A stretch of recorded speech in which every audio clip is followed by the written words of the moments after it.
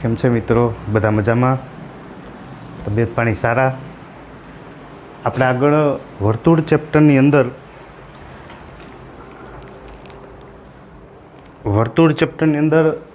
10.1 એમાં દાખલાઓ કર્યા છે અને પ્રમેય કરેલો છે. રેડી? તો એ તમે તૈયારી કરતા જાજો. હવે આપણે એની આગળ વધીએ. 10.1માં એક ત્રીજો દાખલો ગણતરીવાળો હતો, બરાબર, જે આપણે બાકી રાખેલો હતો. હવે એની રકમ એવી છે કે 5 સેમી ત્રિજ્યાવાળા વર્તુળ એના કોઈ બિંદુ P આગળ દોરેલ સ્પર્શક, એનું નામ આપેલું છે PQ, કેન્દ્ર ઓમાંથી પસાર થતી રેખા ને Q બિંદુએ છેદે છે, બરાબર. એટલે આપણને એક 5 સેમી ત્રિજ્યાવાળું વર્તુળ આપેલું છે ત્રીજા દાખલામાં.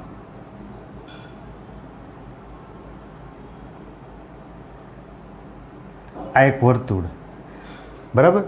હવે એ વર્તુળ છે એ 5 સેમી ત્રિજ્યાવાળું વર્તુળ છે અને આ કોઈ બિંદુ P, આ O, અહીંયા P આગળ દોરેલો સ્પર્શક, આ P આગળ દોરેલો સ્પર્શક. હવે એમ કીધું છે કે એ કેન્દ્ર ઓમાંથી પસાર થતી રેખાને Q બિંદુએ છેદે છે.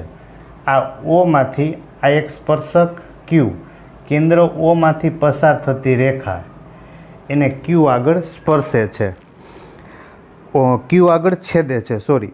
OQ બરાબર આપેલા છે 12. આ O થી Q છે એ આપણને રકમમાં આપેલું છે 12. આ OQ, આનું માપ આપેલું છે 12. આ OP છે એ ત્રિજ્યા આપણને આપેલી છે 5.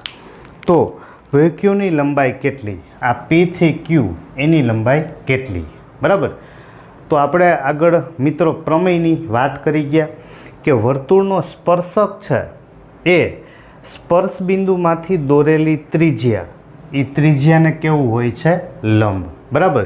એટલે આપણે સૌથી પહેલાં લખશું P થી Q એ લંબ છે OP, બરાબર. માટે માપ ખૂણો P બરાબર થશે 90, બરાબર. માટે ત્રિકોણ OPQમાં પાયથાગોરસ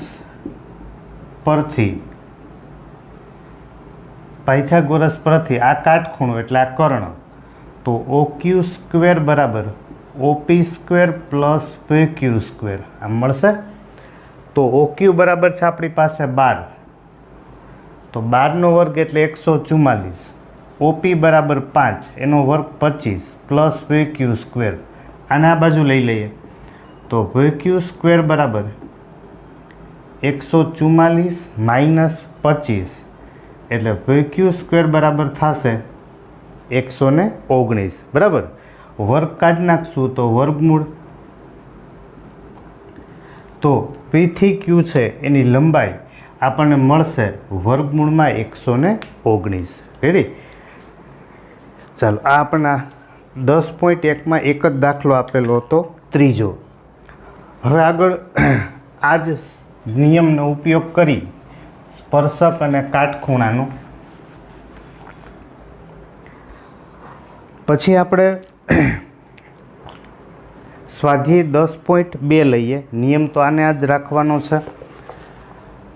જો સ્વાધ્યાય 10.2 એમાં પહેલો દાખલો આપણને એવું કીધું છે, હું રકમ આખી નથી લખતો કારણ કે તમારી પાસે ટેક્સ્ટ બુક છે જ. બિંદુ Qમાંથી એક વર્તુળ આપેલું છે, એમાં બિંદુ Qમાંથી દોરેલો સ્પર્શકની લંબાઈ 24 છે. અહીં કોઈ બિંદુ Q છે 12, એમાંથી દોરેલો સ્પર્શક, એમાંથી આપણે એક સ્પર્શક દોરીએ, બરાબર. આ સ્પર્શક, એ સ્પર્શકની લંબાઈ છે એ આપણને આપી છે 24 અને વર્તુળના કેન્દ્રથી તેનું અંતર, વર્તુળના કેન્દ્રથી તે બિંદુનું અંતર એ છે 25. તો આપણે એમ કીધું વર્તુળની ત્રિજ્યા કેટલી થાય? આ વર્તુળની ત્રિજ્યા, એ ત્રિજ્યા છે એ કેટલી થાય? બરાબર. ચાલો, તો આપણે એને નામ આપી દઈએ. ધારો કે આને O કહી દઉં, આને કહી દઉં P. તો ફરીથી રકમ રિપીટ કરું છું. ક્યુ બિંદુમાંથી વર્તુળને દોરેલો સ્પર્શક, એની સ્પર્શક હોય એટલે આ સ્પર્શ બિંદુ, આ બહારનું બિંદુ, એની આપણને લંબાઈ આપી દીધી 24. OQ છે એટલે કે કેન્દ્રથી તે બિંદુનું અંતર 25 છે. તો આપણને એમ કીધું આ ત્રિજ્યા કેટલી થાય, OP. તો બધામાં નિયમ તો એક જ લાગુ પડે કે સ્પર્શક ત્રિજ્યાને લંબ રૂપે હોય. તો આપણી પાસે પ્રમેય પ્રમાણે આ કાટખૂણો થશે OP લંબ PQ માટે માપ ખૂણો P બરાબર કેટલા થશે 90 માટે ત્રિકોણ OPQમાં પાયથાગોરસ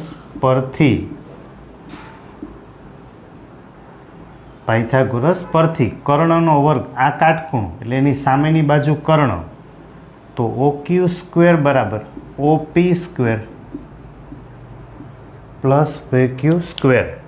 તો OQ બરાબર છે 25, તો 25નો વર્ગ કરશો એટલે 625. OP બરાબર ત્રિજ્યા R, PQ બરાબર 24, 24નો વર્ગ એટલે 576. એને આપણે આ સાઈડ લઈ લઈએ તો R² બરાબર 625 માઇનસ 576 બરાબર. તો R² બરાબર થશે 49. જો R² બરાબર 49 હોય તો R બરાબર થશે 7. એકમ આપણને આપેલો હોય સેન્ટીમીટર, તો ત્રિજ્યા છે, ત્રિજ્યા એનું માપ આપણને કેટલું મળશે 7 સેન્ટીમીટર બરાબર. બધા દાખલામાં એક જ નિયમ, સ્પર્શક ત્રિજ્યાને લંબ હોય, એક જ નિયમ લગાડવાનો છે પાયથાગોરસ. રેડી? તમને મેં કીધું આ ત્રણમાંથી કોઈ પણ બે માપ આપેલા હોય, સ્પર્શકની લંબાઈ આપે, ત્રિજ્યા અને આ બહારના બિંદુ સુધીનું અંતર, આ ત્રણમાંથી આપણને કેટલા આપેલા હોય, કોઈ પણ બે બરાબર. ચાલો એના પછી આગળ આપણે બીજા દાખલામાં જઈએ. બીજા દાખલામાં એમ કીધું છે કે આકૃતિ આપણને એક દોરેલી આપી છે. આકૃતિ એમાં બહારનું એક બિંદુ છે T, એક એમાંથી સ્પર્શક દોરેલો છે Tમાંથી, આ બીજો સ્પર્શક બરાબર. એ સ્પર્શકને નામ આપ્યા છે P અને Q. આ કેન્દ્ર છે આપણી પાસે O આમ, અને વચ્ચે ખૂણો છે એ આપેલો છે 110. આ જે ખૂણો છે એ છે 110. તો હવે આપણને એમ કીધું છે કે આકૃતિમાં TP અને TQ O કેન્દ્રવાળા વર્તુળના સ્પર્શકો POQ બરાબર છે 110 બરાબર. તો ખૂણો PTQ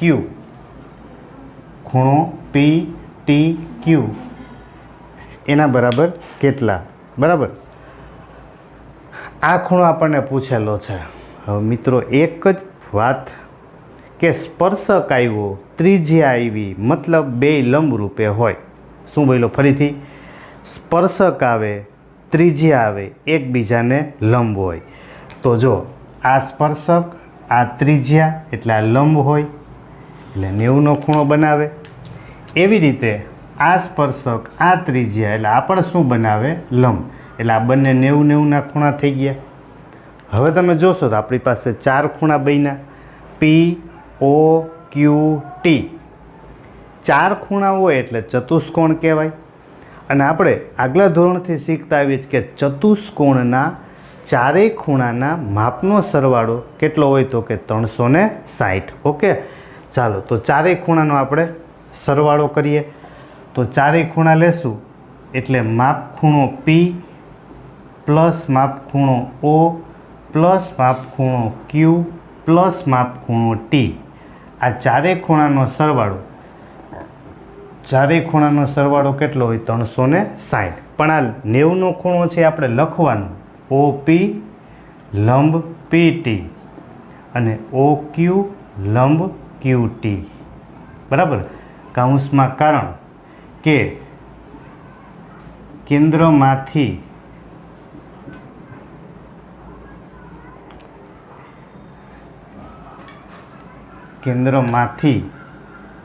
સ્પર્શક પર દોરેલ, કેન્દ્રમાંથી કોની ઉપર દોર્યું આપણે? સ્પર્શક. અથવા જો એટલું વાક્ય ના લખવું હોય તો આપણે ટૂંકું એટલું કરી શકાય કે સ્પર્શક ત્રિજ્યાને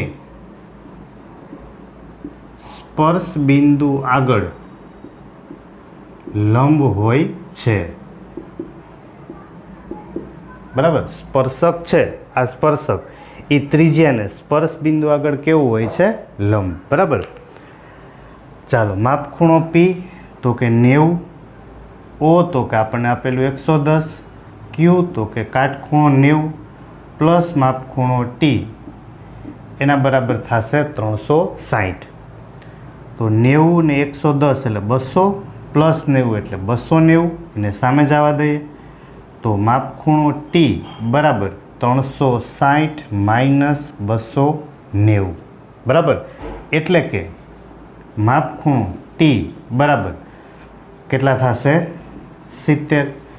જ્યાં ટી છે એની એક બાજુ આપણે જોવા જઈએ તો પી આપેલું છે અને ટીની બીજી બાજુ છે ક્યુ. તો આખો ખૂણો એટલે કે માપખૂણો પી ટી ક્યુ, આ ખૂણાનું માપ કેટલું થશે? તો કે 70. બરાબર, તો આ ધ્યાન રખાય કે ચતુષ્કોણ બની ગયો તો ચારેય ખૂણાનો સરવાળો કેટલો થશે? 360. 3 ખૂણા આપેલા છે એમાંથી આપણે ચોથો ખૂણો મેળવી લેશું. ઓકે, ચાલો આ તો 10.2માં. પછી એની આગળ જોવા જઈએ, આ 10.2નો બીજો દાખલો હતો.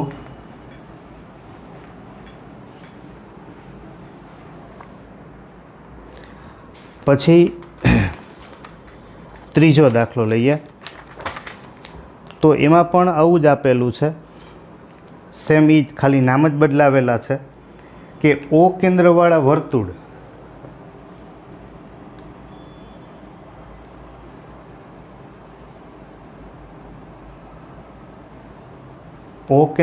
વર્તુળને બિંદુ પીમાંથી દોરેલા સ્પર્શકો, એક બિંદુ છે પી, એમાંથી દોરેલા સ્પર્શકો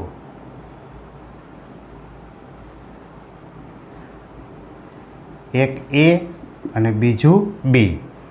તો પી એ અને પી બી વચ્ચેનો ખૂણો 80 અંશનો રચાતો હોય, પી એ અને પી બી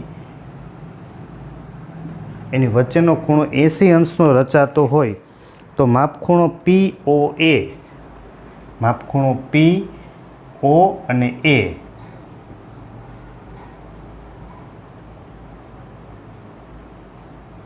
બરાબર, પી ઓ અને એ, આ ખૂણો કેટલાનો થાય? આ આપણે મેળવવું છે. આ આપણે જોઈએ છે. બરાબર, હું 2-3 વાર રિપીટ એટલે કરું છું કે આપણું ધ્યાન બરાબર જાય. પી ઓ એ, આ ખૂણો આપણે મેળવવાનું છે. રેડી? તો હવે આ પી ખૂણો છે, ઓ છે, ઓ એ તો કેન્દ્ર છે. જો ઓ એ છે એ ત્રિજ્યા છે, ઓ બી પણ શું છે? ત્રિજ્યા. એટલે આ ઓપી છે, ઓપી એ ખૂણાનું એ ઓ બી એનો દ્વિભાજક થાય. દ્વિભાજક મતલબ બે સરખા ભાગ થાય. તો અહીંયા દ્વિભાજક થાય તો અહીંયા દ્વિભાજક જ હોય ને. બરાબર, એટલે આપણે પહેલાં લખીએ આટલો અડધો ખૂણો એ પી ઓ, ખૂણો એ પી ઓ, બરાબર, માપખૂણો એ પી ઓ એ કેટલો થશે? તો કે આખો ખૂણો છે આપણી પાસે એ પી બી, આખો ખૂણો એના કરતાં અડધો. રેડી? નિરાતે જોતા જાજો. તો એપીબી બરાબર 80, એને ભાંગ્યા 2 એટલે એ થઈ ગયા 40. ઓકે, એ પી અને ઓ આ ત્રિકોણની અંદર આ જે ખૂણો છે એ આપણને કેટલો મળ્યો? તો કે 40. બરાબર, ચાલો આટલો ખૂણો મળી ગયો 40. બરાબર, ટૂંકમાં કાંઈ નથી, આખું 80 છે, અડધું કર્યું પણ આપણે લખવું પડે. હવે ત્રિકોણ APO આ ઉપલા ત્રિકોણમાં જોવા જઈએ તો સ્પર્શક છે, સ્પર્શક એ ત્રિજ્યાને લંબ હોય એટલે આ તો 90નો ખૂણો નક્કી થઈ ગયું. પાછો એ જ નિયમ, ત્રિકોણ હોય તો ત્રિકોણના ત્રણેય ખૂણાના માપનો સરવાળો કેટલો થાય? 180. બરાબર. ત્રિકોણ APOમાં આ ખાસ લખવાનું, માપખૂણો A પ્લસ માપખૂણો P પ્લસ માપખૂણો O, ત્રિકોણના ત્રણેય ખૂણાનો સરવાળો 180. તો એ ખૂણો છે, મુખ્ય ખૂણો વચ્ચે રાખશું, આજુબાજુમાં બે અક્ષર મૂકતા જશું. આ P અને O, P રાખશું A અને O, બાકીના બે અક્ષર આજુબાજુમાં મૂકી દેવાના A અને P. ઓકે, મુખ્ય ખૂણો વચ્ચે આવવો જોઈએ, A, P અને O. રેડી? એટલે આપણે ત્રિકોણનું નામ લખી રાખવાનું. હવે એ ખૂણો છે એ 90નો છે, P તો કે આપણી પાસે 40 અંશ છે, પ્લસ માપખૂણો AOP એના બરાબર 180. તો 90 વત્તા 40 એટલે 130. 130ને આપણે સામે લઈ જઈશું એટલે માપખૂણો AOP બરાબર 180 માઇનસ 130, માટે માપખૂણો AOP બરાબર થશે 50. ચાલો, રેડી? અહીંયા જ્યારે વચ્ચે બરાબર લખીએ છીએ ત્યારે આગળ માટેની નિશાની કરતું જવાનું અને આ લખવાનું. APO છે એ કેટલું છે? તો કે આખા ખૂણા કરતાં અડધું. બીજો આ કાટખૂણો હતો તો એ તો લખવાનું જ. OA છે, OA એ લંબ થાય કોને? તો કે AP, કૌંસમાં, કારણ કે સ્પર્શક છે, વર્તુળનો સ્પર્શક એ ત્રિજ્યાને લંબ હોય છે. બરાબર. દરેક દાખલામાં લખવાની ટેવ પાડવાની, જેથી આપણે દરેક વખતે એ રિપીટ થતું જાય, રિવિઝન થતું જાય. ચાલો, આ હતો ત્રીજો દાખલો.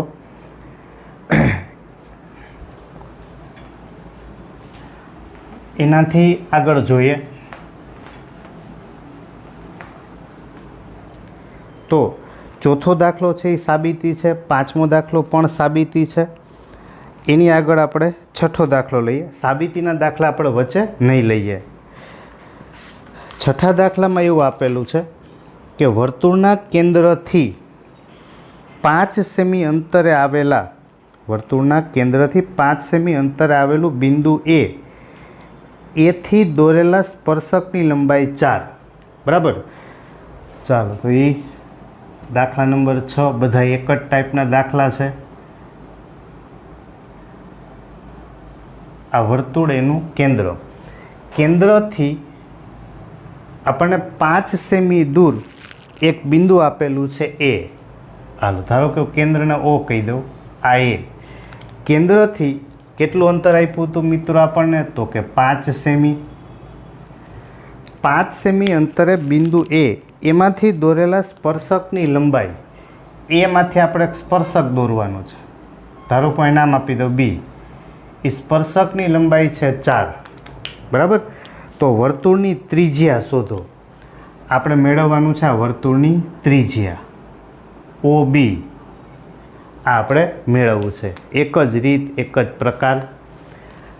પહેલું કામ, આ સ્પર્શક છે, આ ત્રિજ્યા છે એટલે એ લંબ હોય. બરાબર. તો OB લંબ થશે AB, OB લંબ થશે AB, કૌંસમાં, કારણ કે વર્તુળનો સ્પર્શક એ ત્રિજ્યાને લંબ હોય છે. બરાબર. ચાલો, હવે સ્પર્શક દોરીએ તો એ ત્રિજ્યાને શું હોય છે? લંબ હોય છે. તો આ કાટકોણ ત્રિકોણ બની ગયો. કાટકોણ ત્રિકોણ હોય માટે ત્રિકોણ OABમાં પાયથાગોરસ પરથી, બરાબર, પાયથાગોરસ ઉપરથી કર્ણનો વર્ગ એટલે OA સ્ક્વેર બરાબર OB સ્ક્વેર પ્લસ થશે AB સ્ક્વેર. તો OA બરાબર છે આપણી પાસે 5, એનો વર્ગ એટલે 25, OB એટલે ત્રિજ્યા R એ બી બરાબર 4 એનો વર્ગ 16, 16ને આ બાજુ લઈ લઈએ તો 25 માઇનસ 16 બરાબર આર સ્ક્વેર, માટે આર સ્ક્વેર બરાબર 9, તો આર બરાબર 3 સેમી બરાબર. નીચે આપણે જવાબ લખી નાખશું કે વર્તુળની જે ત્રિજ્યા છે એ કેટલા સેમી થશે મિત્રો, તો કે 3 સેમી. રેડી? એક જ ટાઈપ હાઈલો આવે છે આમાં.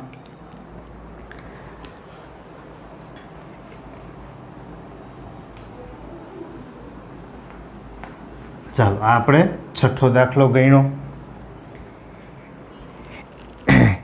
એની આગળ 7મો દાખલો છે. તો 7મો દાખલો શીખતા પહેલાં આપણે એક થિયરીનો પોર્શન નાનકડો એવો શીખશું. અત્યાર સુધી જે આપણે દાખલા ગણ્યા એમાં આપણી પાસે એક જ વર્તુળ આવતું હતું બરાબર. હવે આપણે એકમાંથી બીજા વર્તુળનું મતલબ 2 વર્તુળની વાત કરશું. નિયમ કાટકોણ ત્રિકોણનો જ રાખશું. જોજો, એક વર્તુળ છે, એક વર્તુળ, એની અંદર બીજું વર્તુળ છે. તો આ 2 વર્તુળ છે એના કેન્દ્ર સરખા છે. તમે જુઓ, બેયનું કેન્દ્ર એક જ સરખું છે. ધારો કે હું કેન્દ્ર છે એને નામ આપી દઉં O. તો બંને વર્તુળના કેન્દ્ર સરખા છે પણ ત્રિજ્યા જુદી જુદી છે. એક વર્તુળ છે એની ત્રિજ્યા નાની છે, બીજા વર્તુળની ત્રિજ્યા મોટી છે. તો એવા વર્તુળો કે જેના કેન્દ્ર સમાન હોય પરંતુ ત્રિજ્યા જુદી જુદી હોય તો આવા વર્તુળોને સમકેન્દ્રી વર્તુળ કહેવાય. કેવા વર્તુળ કહેવાય? સમકેન્દ્રી. સમકેન્દ્રી વર્તુળો એટલે કેવા? તો કે જે વર્તુળોની ત્રિજ્યા સમાન ન હોય, ત્રિજ્યા છે એ સમાન ન હોય પણ કેન્દ્રો સમાન હોય બરાબર. એવા વર્તુળો કે જેની ત્રિજ્યા છે એ સમાન ન હોય પણ કેન્દ્ર કેવા હોય? સમાન. એટલે એનું નામ આપણે પાડી દીધું સમકેન્દ્રી. સમ એટલે સરખું, કેન્દ્ર સમાન હોય, કેન્દ્ર સમાન હોય પણ ત્રિજ્યા કેવી હોય? અલગ અલગ. રેડી?